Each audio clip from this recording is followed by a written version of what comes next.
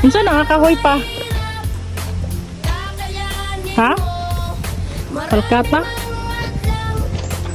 Lazada ba na ibutang sa bulak ng kahoy ha?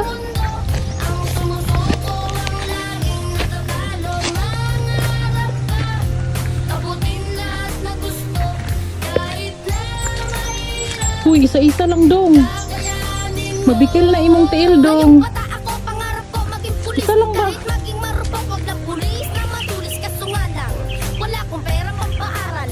Pagkinay.